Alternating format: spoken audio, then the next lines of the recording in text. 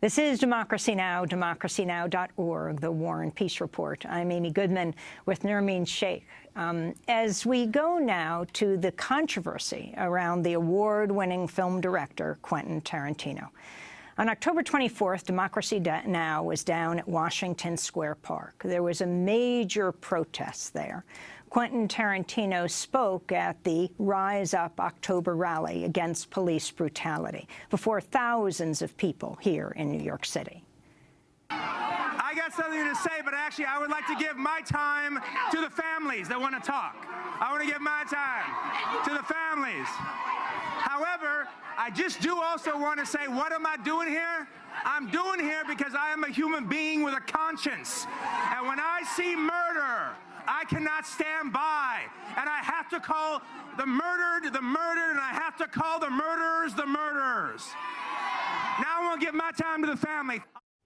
Quentin Tarantino's comments have come under intense criticism. Several major police unions have called for a boycott of his films. On Wednesday night, Tarantino defended his remarks on All In with Chris Hayes. Now, in the case of Walter Scott, who was the man running in the park and was shot in the back. In the case of Sam DuBose, I believe those were murder, and they were deemed murder. And the reason, and the only reason they were deemed murder is because the incidences were caught on video. However, if they had not been caught on video, the murderers would have gotten away with their murder. In the case of Eric Gardner, in the case of Tamir Rice, I believe that those were murders, but they were exonerated. That was award-winning film director Quentin Tarantino speaking on Chris Hayes last night. So, Viggo Mortensen, could you respond to this controversy? Well, I saw both the clip of what he said on the 24th of October, and I saw him on All In last night with Chris Hayes, and I thought that Quentin Tarantino knocked it out of the park in his interview last night. He clearly saw what anybody with eyes in their head could see in certain videos. Fortunately, those certain events were videotaped of police brutality. He was commenting like the people, the families of those who've been slain by police officers, unarmed people. You know, in some cases, those acts have been condemned, you know, have been called murder, and in other cases they have controversially not been. You know, what happened on Staten Island, you know, recently, and in other places, even though they were videotaped and all could see what was going on, you know, clearly there is it's a small minority, obviously, and it is a problem of police officers, not just in New York and not just in Missouri and, you know, not just in the South, but all over the country. There are some individuals who break the law, who are committing criminal acts as police officers, who are murdering, who are using excessive force. But what's more troubling, and that's part of the reaction, the backlash against Tarantino, is the condoning, the tacit condoning of these abuses of power by certain police officers, by their bosses, by people who should know better. Quentin Tarantino did not say that all cops are murderers. He didn't say, I hate cops. Never said any of those things. He said certain things that I have seen and that everyone has seen are wrong, and I'm bearing witness. You know, that's what the Howard Zinn book and Twilight of Empire are about. They're about bearing witness. So police unions are calling for a boycott of his film that's coming out, The Hateful Eight. Interestingly, you turned down a role in The Hateful Eight. You also auditioned for his film Reservoir Dogs. Yeah, when he's early in his career, his first, you know, big feature, Reservoir Dogs, I did audition for that, and that was fun. And I was lucky to meet Quentin again about a year ago before he was going to shoot The Hateful Eight. I simply wasn't available. It wasn't that I turned it down. I just wasn't available to do it, but I had a really great conversation with him. So Mark Ruffalo, the musician Tom Morello, the great author Joyce Carol Oates, they have all come out in support of Tarantino. Do you join that list?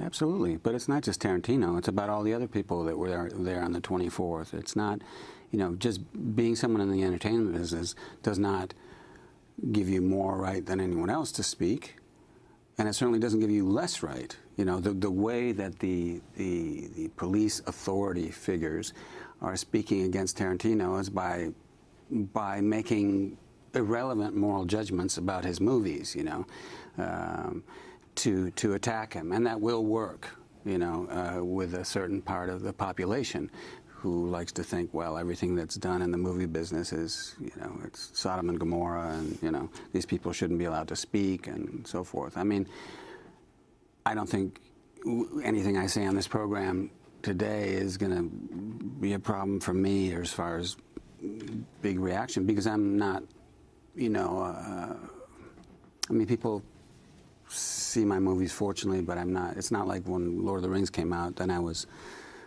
more in the news along with the rest of the cast, you know, because those movies were a box office phenomenon. But I was, you know, mercilessly attacked and slandered by all kinds of people just for saying in 2000, I remember 2002, I think I was on Charlie Rose and in other places when I was asked what I thought about, you know, what was going on or the build-up to war in Iraq. I just said, well, it's wrong. It's obviously there's no justification for it. And I got hundreds of emails a day for months and months saying, you know, why don't you move to France, and much worse, and, you know, well, that I was a traitor and a coward and so forth. And, yes, I didn't have a right to speak. This is what they do to Quentin, saying, you're a movie maker, you don't have a right to speak. Let the politicians speak about politics. Well, I think that letting our rulers decide how to govern us is not, we haven't had a great history there. Well, I want to go back to 2002. Before the U.S. entered the war in Iraq, you appeared on Charlie Rose along with fellow Lord of the Rings actor Elijah Wood and producer Peter Jackson. You wore a T-shirt that said, "No more blood for oil." Charlie Rose asked if you were making a political statement by wearing that shirt. I wouldn't normally, but it's sort of a reaction to, I've heard a lot of people say to me, and I've read in a lot of places about the first movie and increasingly about the second one. I've seen where people try to relate it to, you know, current situation, specifically the United States and their role in the world right now. And if you're going to compare, then you should get it right. You know,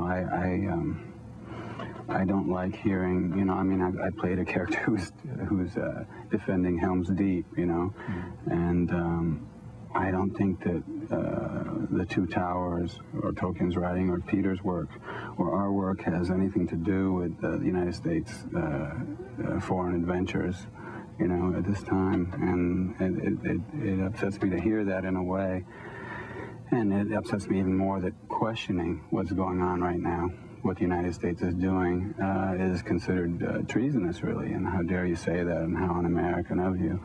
And really, this country is founded on the principle that if the government isn't serving the people, you at least have the right to say, wait a minute, what's going on? And there's no questions really being asked at large about what we're doing.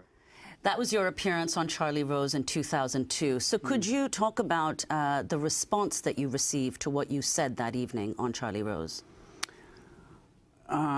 Well, there were some people, you know, friends of mine or people who are among those who do like to find out, who do like to see what's going on and think for themselves, who felt that it was a good thing to speak up, you know. And yes, I was there to promote the movie. And there are some who would say, well, you know, you're there to talk about the movie, don't talk about that. He asked me about the shirt I was wearing, so I answered. And there are times where... You made the No More Blood for Oil T-shirt yourself. No More Blood for Oil, yeah. And, yeah, with a Sharpie before going in there, and on a white T-shirt. I think there's times where you have to speak up, or you should, or you look back and you think, you know, I should have said something, because I knew better. And that goes for most of Congress, you know, in 2002 and 2003. This interview that you just showed a clip from was in the fall of 2002.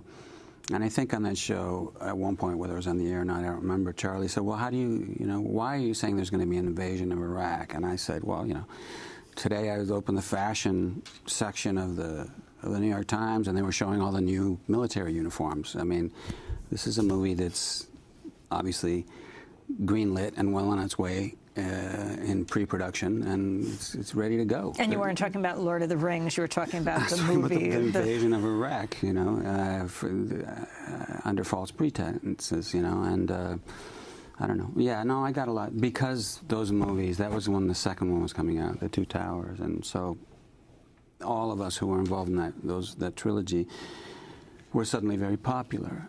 And just as is the case with Quentin Tarantino now, speaking about, you know, police brutality and the condoning of it by the authorities within police departments, I got a lot of crap at the time, you know, tons of it, on a daily basis for months and months, that I was a traitor, that I should, you know, move to France, as I say, and then much worse, you know. And this is what routinely happens. I mean, Quentin Tarantino didn't say anything that many other people have said, but because he is a public figure and he will be making the rounds and be doing interviews for months to come, and, you know, probably go to the Oscars with his movie, The Hateful Eight, and so forth, they attack that movie and are trying to make you know, people boycott it and so forth. I mean, I have a feeling that probably more people will go see his movie than would have anyway. I don't know. It doesn't matter. But sometimes you do lose employment. You do. Have you ever? I don't know. I know that some. I mean, I have gotten emails at times when I have said something critical of U.S. foreign policy, whether it be with regard to the government of Israel or problems in the Middle East, problems in Latin America.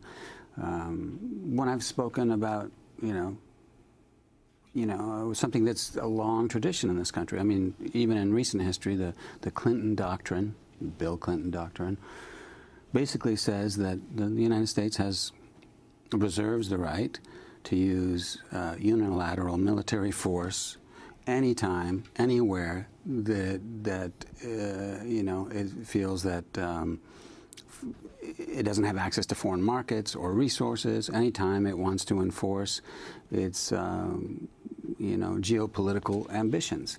I mean, that's crazy. That's tyranny.